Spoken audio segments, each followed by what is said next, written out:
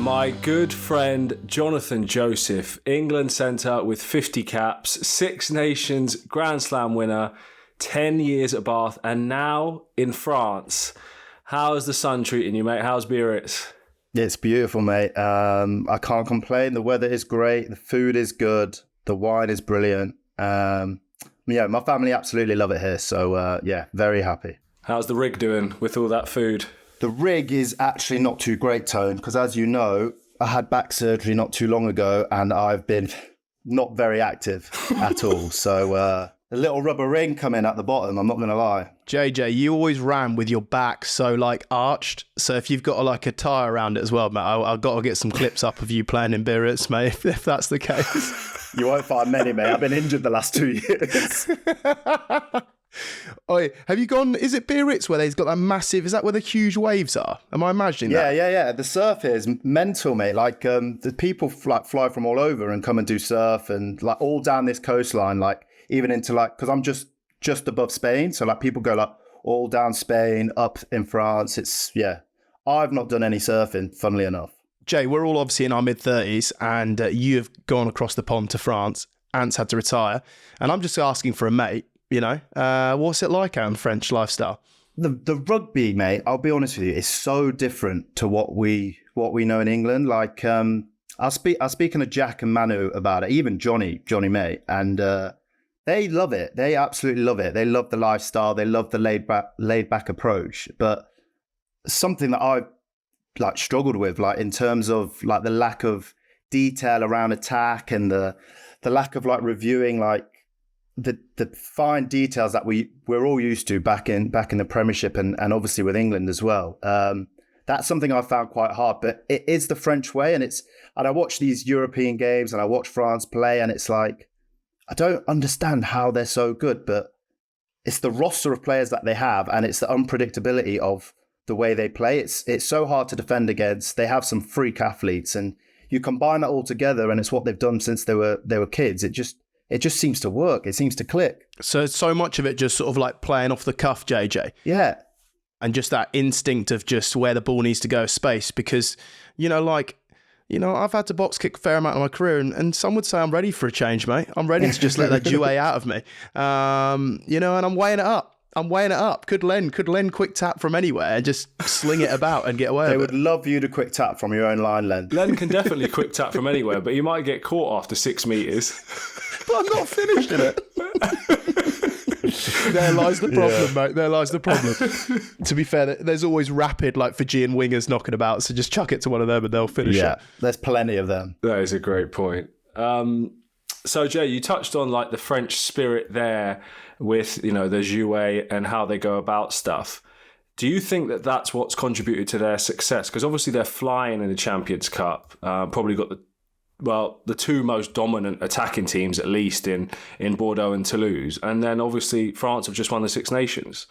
So do you think that all plays into it? Do you think that that's just where we are with rugby right now, that attacks are on top and that jouet rugby is paying off? Yeah, I mean, in terms of attack, the attack has moved on so much. You see it with World Rugby, and you see it especially in the Premiership as well. The last couple of seasons, attacking teams are really great at the minute. The thing I'd say with France is they're amazing when they're on job. So when the individuals are playing well, they could beat anyone. I generally believe France can beat anyone in the world. But you saw against England when a few of those players aren't playing well and a few mistakes creep in. They don't really have a plan B. They don't really have a game plan to fall back on in terms of, right, we're going to play a bit more territory. We're going to go to a basic game now and we're going to get ourselves into the game. They're just going to back it to the hills and it'll either work for them or they'll find themselves unstuck. JJ, you're so the way that you play the game, mate. And when I think of peak JJ, I think about you shredding up Scotland in that home victory and many other amazing performances, but hitting lines, making stuff happen, outside break, linking up with your man tone and everything like that. And so much of that was sort of effortless and became instinctive for you. But is it almost, but that was still done in a structured game, the way that we played, the way that you played at Bath, of course, and the way you played at England, it's still done through structure, which allowed you to bring that individual brilliance. But is it France where there isn't almost structure? So therefore you're trying to bring individual brilliance, but you haven't really got the framework to bring those little bits, if that makes sense. What I found when I was playing here, I'm obviously playing at Biarritz in Pro D2, but every time as a sort of second ball player, as a second centre, you expect, you sit yourself behind that pod and the 10 will pass the ball to the forwards. You're sat behind it. More times than not, you know that you've probably got a forward runner outside you that's probably running a lead line and a back out the back. But in France, each time I got into those positions, I had a different picture every single time outside me. So like sometimes the forward would just be on the wing. Sometimes he was behind me. He was inside me. Like it was different every time. So, you know, like back in England, I was always told, right, be really loud, like help the 10s out, organize outside there. And I'm trying to do that over here. And it's impossible because every single time there's something different going on. So it's almost like you said, it's that you've just got to forget about the structure of anything. And it's just you play what you see and you try and beat someone, you try and get an offload away and you almost create something from nothing. JJ Floody played in Toulouse and he said that there was like a message in the physio room basically saying smoking may affect performance. Are the lads still tabbing away like mad as vaping kicked off in Pro D2? Oh, mate, there's a few boys that go out for a tab, yeah, I'm not going to lie. They love their lunch break. So we have a big old like 2-hour lunch break. Fair few boys are like back at stadium, tabbing up. Haven't joined them though, Len, have I? I'm still taking my rugby seriously. That's mad, JJ. So it's still retained that kind of old school nature, but you're seeing crazy stuff come out of France, like Dupont with Louis Vuitton, all these deals flying around. Like the actual landscape of France, what is going on there? Do they just have more money? Like, what else are they doing differently to the Premiership, which means that their rugby landscape is flying whilst ours is probably a little bit on the up, but I'd say simmering is probably a fair reflection. There's something to be said for, like I said, the unpredictability of each team. So any team can beat anyone, more or less. Like, apart from your Toulouse and Bordeaux's, in the top 14, anyone can beat anyone. Home advantage is a massive thing in France. But when I go back to saying how anyone can beat anyone, if the individuals are off on the day, like anything can happen. And I think that unpredictability brings in a massive amount of fans. Like the fans here are incredible. Like I think it's almost bigger than football. If not, it is bigger than football. Like the amount of people in attendance at games, even at Pro D2 level, there is a surplus of people watching and they're so into it. And yeah, so for me, obviously the fans is a big one. And then I think the model and the game itself just brings in money. And you know, they've got big money backers at the club that don't mind to spend a fortune. I feel like in France, maybe their superstars are celebrated more so than what they are in England. Obviously, JJ, you've been a part of England and been that star, but equally now you're on the other side and you see it from, you know, across the channel and everything like that. Like, is Louis Biarritz, LBB, is he on every billboard? Is Dupont on every billboard? Are they on every advert? Well, you don't really have that in England. I feel like England are so quick to try and shoot down anyone that, like, they're the next star. And it's like, nah, let's bring him back down. Is it very different over there in that aspect? I think because, like I said, with the football not being as big as it is for us in England, obviously, they do pick up more deals. Like I see some of the boys at Racing, they're always at these like Louis Vuitton events. Like obviously in Paris, it's the capital and like everything's going on there. But even, yeah, so many of the boys are on, you know, different sponsorship deals, which I'm sure are big money. You do see them on adverts. You do see them in like, I go to the supermarket and there's like magazines with all the rugby lads in it and things like that. So they're definitely celebrated, yeah, way more than we are in England. And I know, Jay, when you went out there initially, you know, it wasn't in the most ideal circumstances. But in terms of how you had in your mind it was going to be and how it's ended up, like, is the standard better or worse than you thought? And do you think it's close to the top 14? Obviously, I haven't played them against top 14 teams for Bath and so on. Like, how big is that difference between top 14 and Pro D2? And is the standard as good as you thought it was? To be honest, the standard was a bit lower than I thought it was going to be. In terms of the gap from, you know, Pro D2 to top 14, it's not as big as it might seem. I think when I go back to our pre-season game against Bayonne, like we only lost by a couple of tries. I don't know, that's a pre-season game and it's different, but I'd say the big difference is probably the quality of player that you've probably got in the top 14. Like I said before, you've got owners that will spend big money on superstars, and I think it's probably the sort of the rugby intelligence of those players. Like we still got some freaks in Pro D2. Don't get me wrong. Obviously, like Courtney's playing in this league. We have got some great players, but I'd say the overall, rugby intelligence, knowing where to be, knowing what lines to hit, without sort of that coaching input, just that, that the player just knows like how to run the right lines and things like that. That's probably the main difference, I would say. How much strength and depth is there, Jay, when you look at the top 14 and you look what they're doing in European Cup and the strength they have and the depth that they have? Is that similar as well in Biarritz? Do you see some teams in Pro D2 have a massive, bigger budget, I suppose, bigger ambition to get top 14? Are some clubs happy just staying in Pro D2 and ticking along? And is it quite different in terms of the depth size that you see? In Pro D2, there's an obvious sort of 4 teams, towards the top of the league that are pushing to go up and get promoted. I'd say the others probably aren't so much. Maybe it's not feasible for them for financial. I'm not really sure that the details of it, but there's definitely a slight difference, I'd say, with the top teams in Pro D2.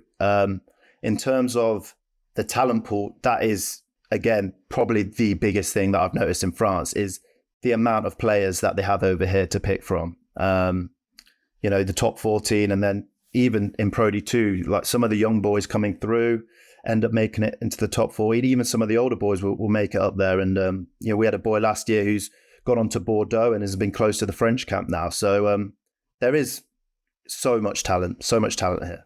And what about the crowds, JJ? Because, if you look at the 2 clubs, your last 2 clubs on the outset, they're actually pretty similar in that, like, both relatively smallish towns, but with a massive following and with a massive history. What are the crowds like at Biarritz compared to Bath? And I'm going to ask you a terrible question here. If you had to choose, I don't know, a final of a game, you've got to play either at home at Biarritz or at home at Bath. Which are you choosing? Actually, no, let's make it a derby game. Bath, Gloucester or Biarritz, Bayonne at home.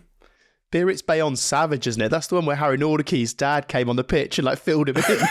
There was a game they had a playoff game a few years ago between Bayonne and Biarritz, and it was like a terrible game in terms of the score was 9-9 or something, and it went to penalty kicks at the end, and I think Stefan Armitage kicked the last kick to win it for Biarritz, and the whole town was going crazy. It was mental. I would say that rivalry definitely is bigger.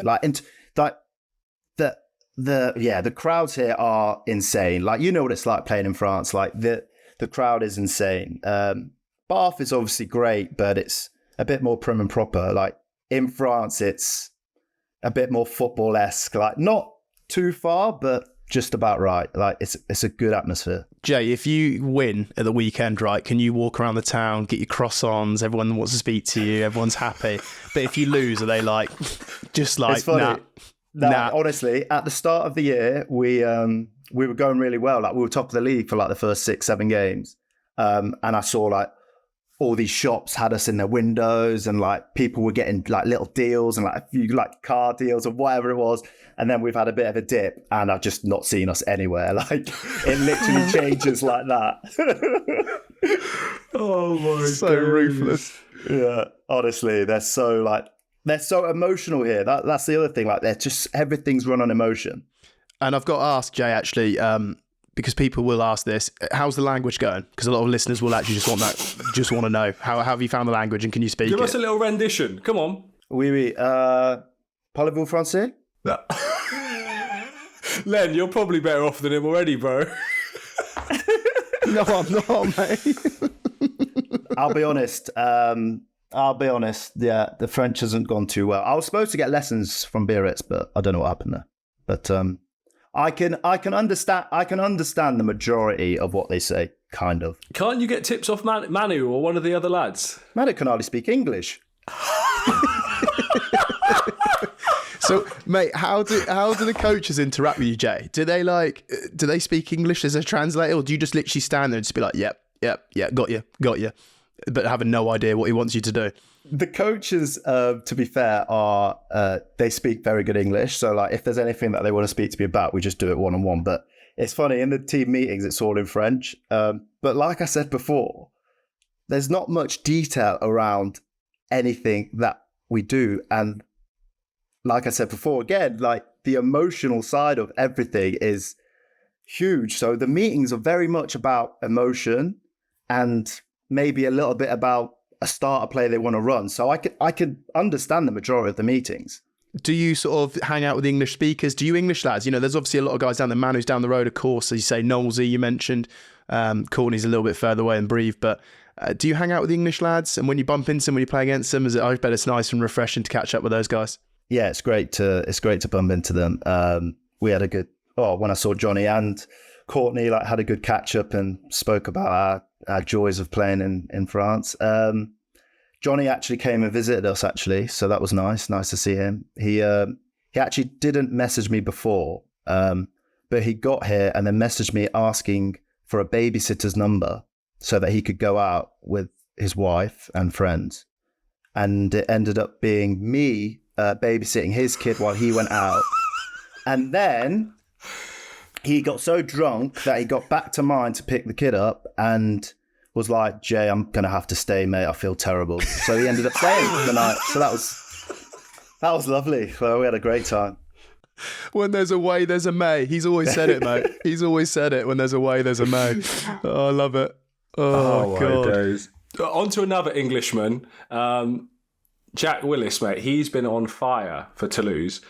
But obviously, from over here, we don't know how much, press coverage and all that stuff is going on over there. Are people talking about him for the Lions and the fans going mad for him? Yeah, they love it. I mean, they don't really understand the rule that English players can't play abroad and things like that. So I always get asked why he's not playing for England, and like he's like the best back rower ever. Like they love him over here. And Toulouse is like the biggest town in terms of rugby, and everyone, even outside of Toulouse, love Toulouse rugby. And he's obviously going really well there. He's always spoken about, he's been given captaincy many times.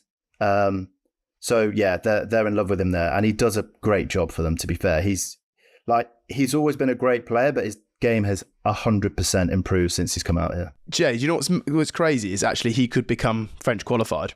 Do you know who should have done that? Zach Mercer. Yeah. He again was another big one out here. Like, they loved him out here. In Montpellier, he went really well, didn't he? Yeah. Do you think, though, JJ, and I'm not looking for a headline here, mate, genuine, but like you've played out there now, like, and my view, this is my view, I think the rule that they had in terms of letting players play abroad served a purpose, and I liked it, but I think that purpose has now been served. And I think now that there's 10 teams in the league, I think it is a chance, an opportunity to let players go play abroad or play wherever and still be eligible for England. I do think on the back of that, like, people think, everyone will just go abroad, everyone will go abroad. They won't, only a select few still will want to experience that. That's not for everyone.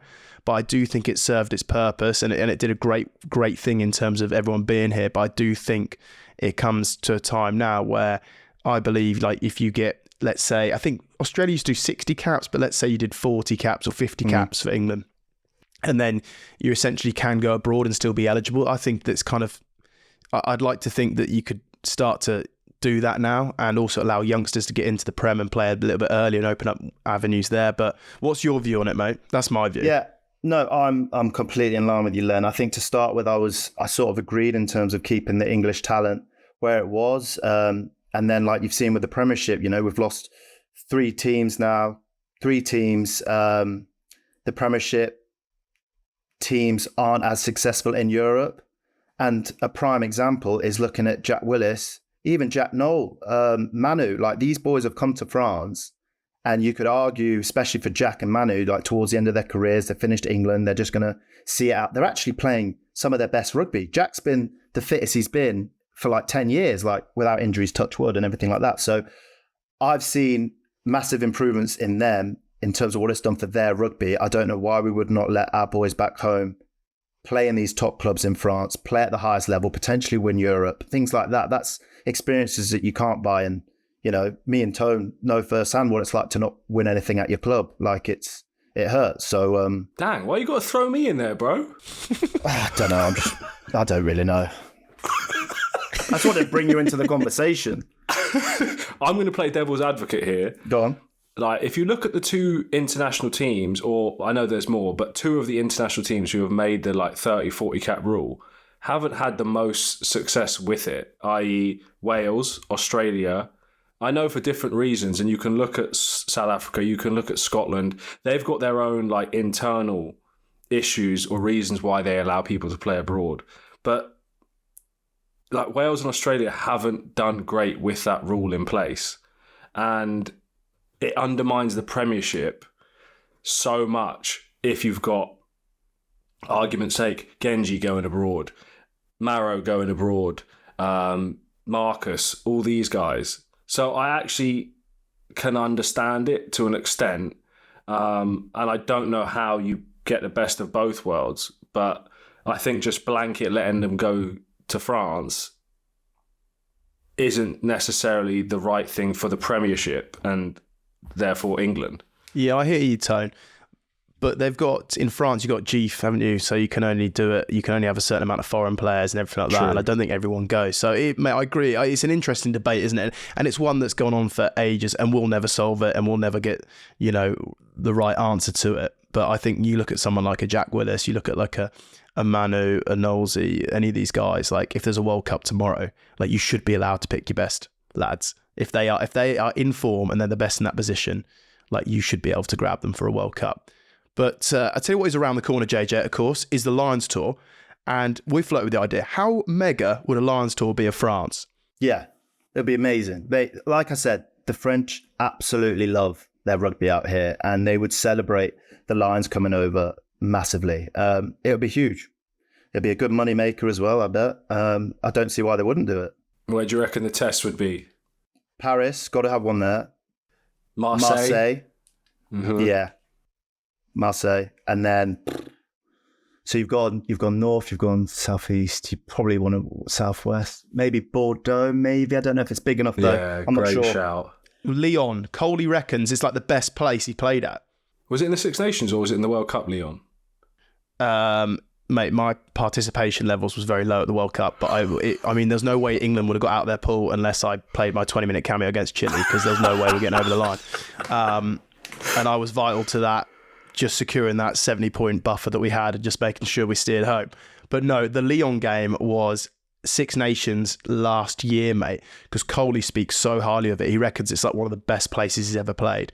He spoke about it on the pod and he often talks about that place. He reckons it's going off.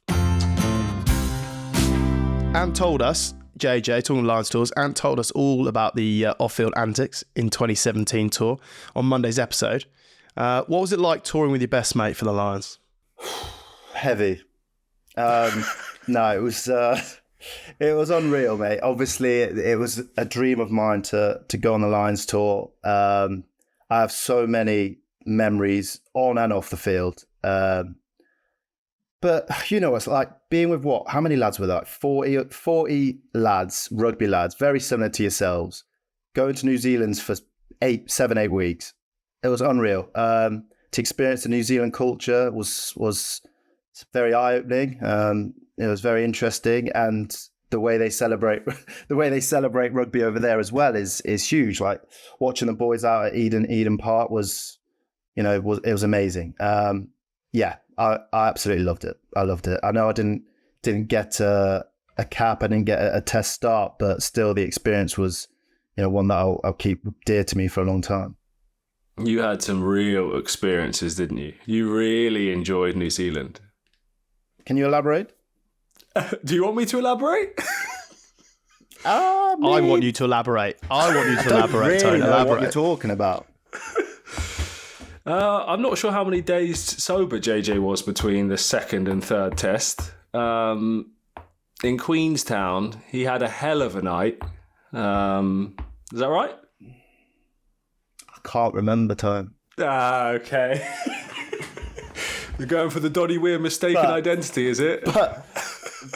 But what I would say is, for those boys that don't play in a test, it is literally, when it gets to the test, I remember watching the first test, Lenny, and Jonathan Davies got selected ahead of me. And at the time, I remember Andy Fowle bringing me and Jack Knoll after they selected the boys for the first test and said, we spent an extra half an hour talking about you two. It was really, really close, but you've just missed out, but don't worry, stay fit. Anyway, watched the first test, and it was like the Red Sea parted as Jonathan Davies caught the ball, and he went through like this huge gap. And then after that, I just knew, I was like, right, that's me never, ever playing a test on this tour. So I literally spent the rest of it drunk, and it was great. To be fair, Jay, embracing the Lions culture is essentially making sure you're very good on the social. Yeah, well, that's all I could do, Len. Now, obviously, when you were playing, Jay, you had serious centres. You just touched on Foxy there, but there was Tio, Faz was playing in the centre then, like it was mad competition, and that's not dissimilar from this year's Lions tour. Like the amount of quality centres. If you've got to pick 5, who's going? Oh, right. Well, okay. Ollie's obviously missed out, unfortunately for him, through injury. So I'd go Bundyaki has to go. Tupolotto has to go. Hugh Jones has to go. Ringrose has to go. And then probably Henshaw. Interesting. I might have missed something. You've just made me do that off the cuff. So you go on Henshaw, Ringrose, Bundyaki, Tupolotto, and you went with Hugh Jones. Hugh Jones, yeah. Then if that's your 5, mate, then who are you picking for the first test? If you're naming the team tomorrow, who are you picking? There's your 5. Who's your 2? Who's your midfield? Tupolotto, and this is just personal preference. Tupolotto and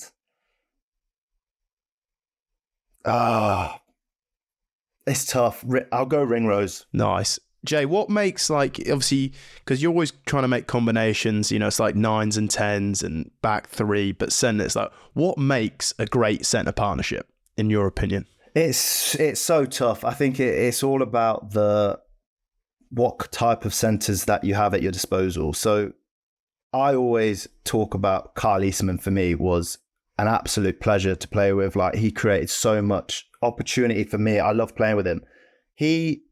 But people would look at us and go, well, we're too small to be centre partnership, and things like that. But he was so good at what he did. His distribution allowed me to do what I needed to do on the outside in terms of taking people on. So that for me was a great balance and something I thrived with. But others would argue I should have someone like Manu next to me. Do you know what I mean? Because he's going to batter their doors down, and then there'll be space for me on the second phase type thing. So it's all dependent on the type of players that you have, I think, personally.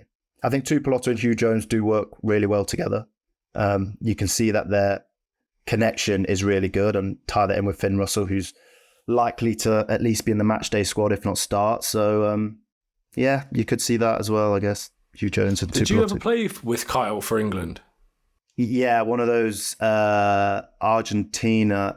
It was the 2013 Lions tour. We went to Argentina and played against them. But we didn't really get to showcase what we were about, really. So it was before. Was it just before we went early to days. Bath, or was it a year in maybe? Yeah, and we didn't really quite do that much together. But obviously, after a couple of years together at Bath, we really saw the connection work quite well. So, what other centres did you play for England with? Would you have played? You played with Brad Barrett, Luther Burrell. Probably a couple of games with Billy 12 Trees, Faz obviously for a lot of games. Played a couple of games with Manu maybe. I think there was one with Slady, so quite a few. I think that's probably about it. And obviously the most dominant period for England came with you and Faz and Manu in there a little bit. How different was it playing with Faz at 12 to Manu? Because, mate, all I used to do is just wait for you to get the ball on the overs, dummy to me, and then score a try, which used to infuriate me. Yeah, I did do that a few times. Mm-hmm. I'm sorry about that. Thank you. Man's got you. Anyway, so yeah, no, Faz was obviously, you know what Faz is like, but to the people listening, he's obviously massively vocal. Having a second 10 on the pitch is obviously a huge help, which offloads me massively in terms of I can sort of stay out wide, let those boys create opportunities for me and get off the back of it and not have to pass to Anthony. But yeah, like I guess that Scotland game where I scored my hat trick, like I finished them off, but it was all created from, you know, George and Faz inside me, even you, Lenny, getting off the base. It was all created from people around me, and I'm just a lucky guy that was in the 13 shirt that had a bit of pace about me and could finish it off. I think you're doing yourself a massive disservice there, JJ. You weren't just in the right place at the right time, bro. That hat trick against Scotland will go down as one of the best individual performances in an England shirt ever. Thank you. So I'm not sure, you know, I admire you bigging up everyone else, but you had to do a fair amount yourself, albeit, like I said, never passing me the ball and letting me just finish it off. I did actually. I actually did pass to you in that game, and you scored. Oh yeah, actually, that's a good point. Show the clip, Len. Show the clip, Len. Roll VT. I'm just, you know, I'm just a bit hurt that he just went, even you, Len, getting out. Even you, Len. But Jay, just on that, like you, when you think of like that 2016, like 17, 18, that whole period under Eddie, then obviously Lions saw 17, 8, that whole sort of 2-3 year campaign. Like, do you look back at that and think that was like the most enjoyable, best played rugby you had in your career? And like, if so, why was it? I think it was probably when my body was probably at its best, and that's something throughout my whole career, which is always sort of hindered me a little bit, and it's something that's been important to get right. I think I was feeling really good then. I think the kind of teams I was playing in at that time, like our England team then, was unbelievable. And I remember, and you say it was like the best time of my life. Yes, there were some games like the Scotland game, and there was, you know, there was many games that were great. The Australia tour sticks out to me. There were so many great games, but there were some horrible games. Like there's some games I came off the pitch. I remember sitting with Ant and being like, I hardly touched the ball that game, because we had a massive game plan in terms of kicking the ball away. But on the flip side of that, we won so many games off the back of that game plan. What I don't think that game plan would work now. And I wish we sort of had that team now and was playing for England now, in terms of how every team is having to attack and really fine-tune that to get advantages over other teams. But yeah, it was an amazing time in my life, and being part of that England team is something I'll forever be proud of, yeah. I agree with that, Jay. If you could redo it in a more attacking way, in a game plan that was more expansive, like the game has changed to now, like that would be a very enjoyable team to play in, even more so. There was only so many opportunities. I know that Scotland game I got a hat-trick, but around that time, there wasn't that many opportunities with ball in hand. Like a lot of my tries were off the back of defence, intercepts, and, you know, fly hacking the ball through from, you know, our defence and kick pressure and things like that. There were some sessions, Len, I kid you not, those tough sessions we do for like an hour and a half, 2 hours, where we're non-stop running. Like a few times I'd come off the pitch, I hadn't touched the ball the whole session. I'd just done shuttles up and down the pitch non-stop. But that's what you had to do to survive. Mate, that some of those sessions, hey, Ant was definitely cooked, I know that much. But like he would do like the 11v11s, right, wouldn't it? It was like 11v11. Like, yeah. Oh my God. And then Eddie would turn around and kick this ball, but he couldn't kick. So he'd like shin this ball that wasn't meant to go where it was supposed to be. You'll have to run back, the whistle would be going. And like, you're right, Jay, like it was, like I'd never... You know, like when you think you've trained hard and you think, oh, like I've done hard sessions. But then like when he came in, like training went to a whole new level that I didn't even know existed. Yeah. I'll never forget one session, Len and JJ. Do you remember when we were in Browns? And do you remember how wide Eddie made that pitch in Browns? And then we played 9 aside on the widest pitch. Bro, I swear to God, I saw my ancestors that day. It was absolute hell on earth. Yeah, I actually do remember that pitch, but I'm so scarred from Browns, mate. Like, I don't want to. I was like laughing, being like, I'm never seeing this place again. I'm so done. And then we went there this year, didn't we, Ant? Like, we went there for pre-season. I couldn't believe it, mate. The only blessing was I was rooming with Ant, so it like got me through the week. But I'm like scarred from that place, mate. I got trauma. I need to like go there with a psychologist and just sit there and like, I don't know, he needs to like kind of hold my hand and I don't know, like talk to me, tell me it's all right. Let's go to an ad break. Right, those were the ads. So you two played together for ages at Bath. So Jay, are you still keeping tabs on Bath? Are you watching them this season? Did you watch them last year in the final, for instance? Yeah, I did. Tough final, tough for Benno. I actually went to Bath about a month ago and sort of shadowed the coaches for the week. So that was great to catch up with everyone and see how they're doing. They're obviously killing it this year. I mean, that squad, the coaches, like everything they've got there is made for them to be successful. It is a great setup. Johan's done a great job with his squad and his coaching staff. I'm finding it difficult to see a team that's going to be able to upset them this year, to be honest. But it can be done. Did you say coaching? What do you mean? You were there shadowing the coaches to become a coach? Maybe, Tone, maybe. Maybe that's an avenue I might want to explore a little further. What are we thinking? Attack, defence, skills? I think I could do attack or defence, to be honest. But I think it's forever evolving attack. And I think I quite like that challenge. I think defence is more or less pretty simple in my head. But I think attack is always evolving, always changing. There's always new things you can do with it. So I think I quite like that challenge. What about just come straight in as DOR, Jay? Just straight DOR, mate. Just come straight in. Just go straight Stuart Hooper. Johan, I appreciate letting you shadow for a week, and like I was impressed. I'll be honest, but you're missing some bits, so therefore I think I just got to come in straight above you, mate. And I think you're right. I'm sure Bruce will be happy with that. Like when you did go in there, JJ, and everything like that. Like what did impress you, mate? Was it alignment? Was it the mood? Like obviously you've been in there before. Like you knew that group, but going in there and watching them do that, like what did impress you about it? So you touched on it, the alignment. So I was in like the early morning coaches meeting and hearing like the messages that they wanted to get across, hearing them talk about certain plays that they wanted to get right and things like that. And then hearing how they messaged it, hearing the different approaches with the different coaches in terms of how they deal with individuals. All of that side of things I found fascinating. Like I think for me, knowing how to get the best out of the individual is a challenge, which I think many coaches probably have. And I was obviously working closely with Lee in that week. And I think he's a brilliant coach. I think he's a really good human as well. And just hearing him criticize, like he would go and speak to one of the players and come back to me and be like, I messed that up. I was like, why? He's like, I've given him too much information there. I've clouded him too much. I need to rethink. And that side of things I found really interesting, like how to really get the best out of an individual, how to get the best out of a team and how you deliver messages and things like that. Those nuances from coaches are so important and so underrated. But I've got a challenge for you now, JJ.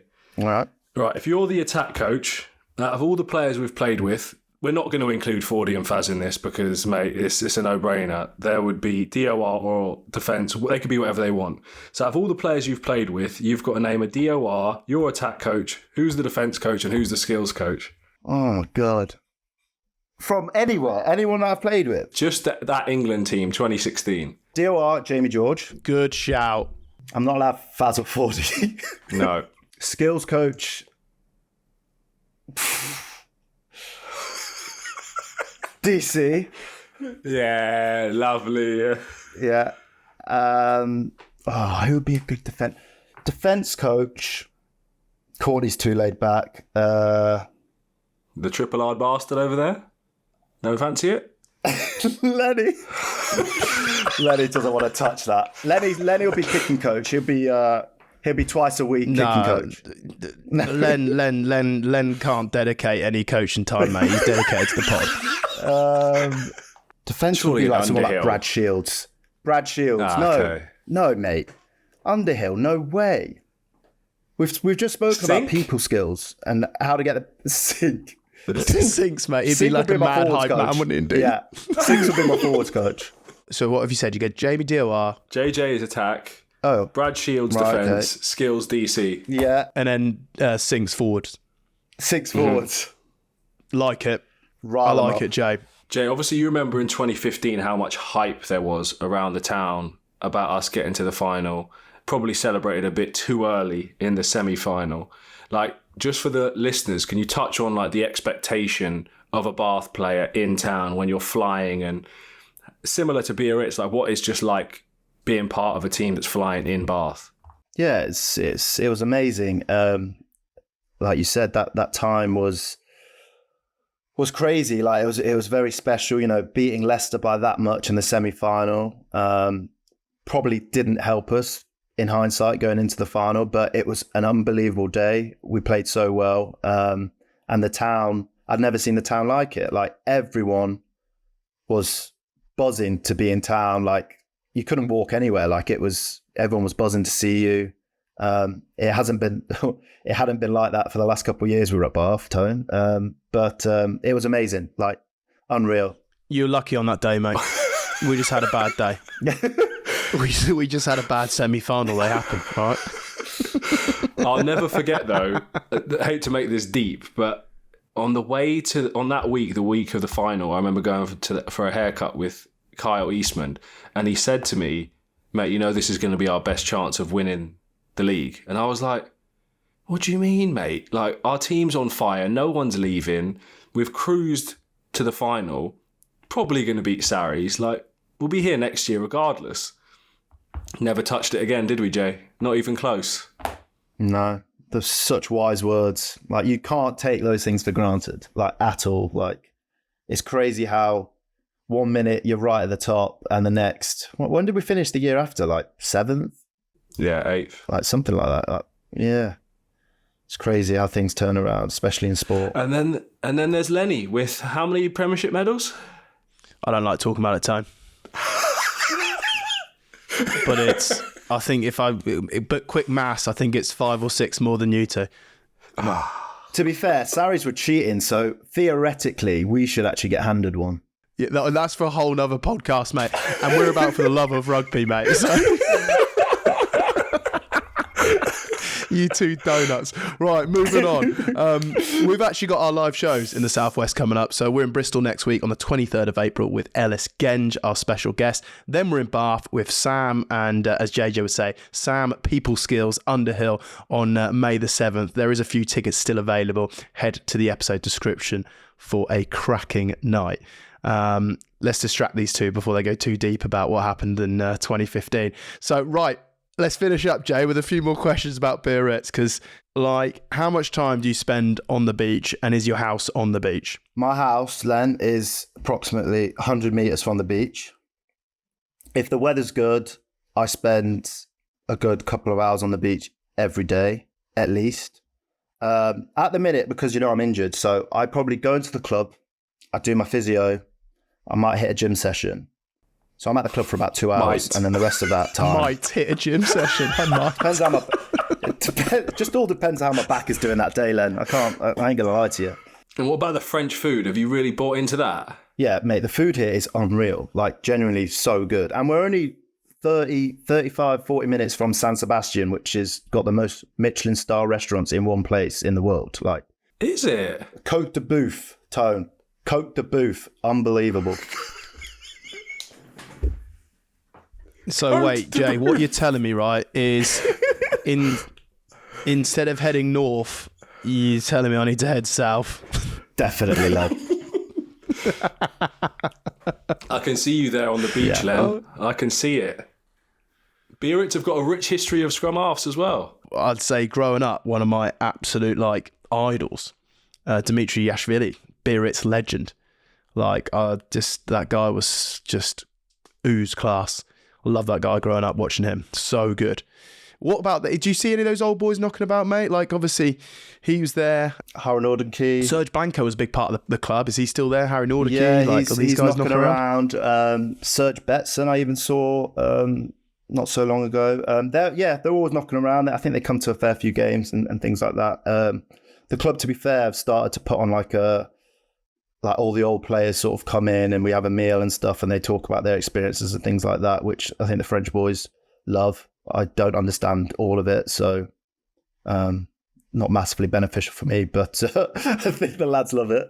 are you reminded of all these legends that have played for Biarritz at the training ground or at the stadium and things like that? To an extent, I think, because you've got to remember, Bayonne is literally 10 minutes down the road, which is obviously they're crazy, in the top 14. Yeah, they're in the top 14. They're fourth in the league, so they're doing really well. So my guess is over the last sort of 10 years, maybe a fair few fans has switched alliances and gone to Bayonne. I'm not entirely sure what happened at Biarritz for such a mighty team in Europe to fall down to Pro D2 and not be able to get back up. But yeah, it's sad to see because, like you said, the history behind this club is huge. Do you know what's crazy? It's almost like, but it'll never happen, is Biarritz and Bayonne should just merge. But I equally love how they'll never allow that to happen, but it would make sense for them to merge. But it's like, no way. We've got a kit man at Biarritz and he refuses to step foot in Bayonne. Like, he won't go into Bayonne. And he saw one of the coaches at a Bayonne game, and the next week he came in the meeting and made that coach have to pay a fine for going to a Bayonne game. Like, he hates them so much. He's like a 60-year-old man who just so passionate about Biarritz. But that's how far a lot of the fans go. It's real. Hey, mate, honestly, I tell you what, we've got to mention as well, of course, is you two, of course, are great friends, been teammates for years, known each other for forever. London Irish days and all through the rugby career. And what is fantastic is you're going to be able to celebrate each other together in a testimonial. So for the listeners and people watching, how do they get involved in that? How did that come about? And when you're looking to do that, guys? Yeah, it's on the 28th of October in London. And how did it come about? I think Leicester were good enough to me to grant me a testimonial. And look, I think it got to the point where, I don't really like being the centre of attention, and I know someone very close to me who does. And it seemed perfectly natural for JJ to swoop in and steal the limelight, as he's done throughout our whole career. And we'll make this testimonial all about him. No? Right. Accurate? Well, not accurate? Jay, is that fair? Is that fair? I didn't know that was what we were going with, but fine. Yeah. I'm just really happy, Led, to be celebrating my career with one of my best mates. So, nothing more to add. Why you got to do that, bro? I was just having a joke, man. Come on, bro. Yeah, done it. It's awesome that you guys are going to be able to do that and celebrate your career, and it'll be an awesome night. So you can find the link in the episode description, click on that, and that will lead you nicely to a testimonial page where you can get involved and support, which will be an awesome evening and event and celebrating two absolute legends. JJ, thank you so much for joining, mate. Enjoy your beach tomorrow and enjoy your optional weights. And I'll enjoy trotting about. And Tone, you're retired, mate, so I don't know. You better start organising testimonial stuff. So, yeah. Lads, it's been awesome. Thank you very much. Thanks, guys. Thanks for having me. Been a pleasure.